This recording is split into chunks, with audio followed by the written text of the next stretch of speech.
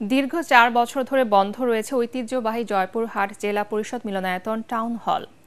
জরাজীর্ণ ভবনটি এখন যেন ভূতুড়ে বাড়ি।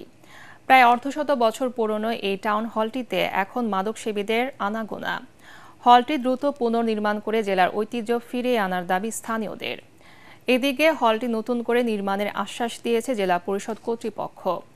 জয়পুরহাট প্রতিনিধি রফিকুল ইসলাম রফিকের রিপোর্ট, জানাচ্ছেন জাহিদুল আলম।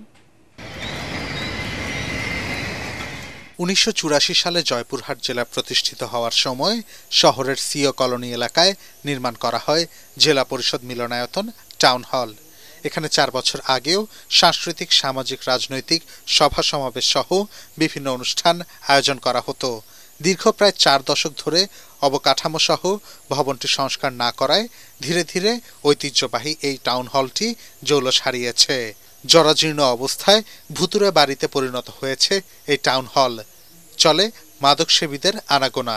তো এই টাউন হলকে কেন্দ্র করে জয়পুরহাটবাসী অনেক কিছু ঐতিহ্য, আমাদের মানে ছোটবেলার নাটক, বিভিন্ন অনুষ্ঠান, অনেক কিছু দেখে আসছি। এই টাউন হলটা আর দীর্ঘ অচল হওয়াতে এখানে আমরা ব্যবসা বাণিজ্য করি, কিন্তু আমাদের এখন ব্যবসা তো নাই। এখানে অসামাজিক কাজ হয়, এখানে নেশাখোর ছেলে এবং নানাবিধ অসামাজিক কার্যে লিপ্ত হয়ে গেছে। টাউন হলটা দ্রুত সংস্কার হোক, ভেঙে চুরে বা নতুন করে এটা করানো হোক। স্থানীয়ভাবে চাহিদা থাকায় টাউন হলটি পুনর্নির্মাণের পরিকল্পনার কথা জানান জেলা পরিষদের এই কর্মকর্তা।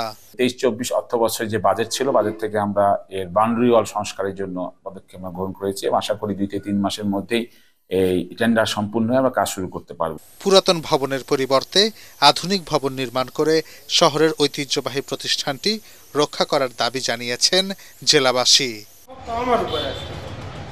Bureau report, ATN Bangla.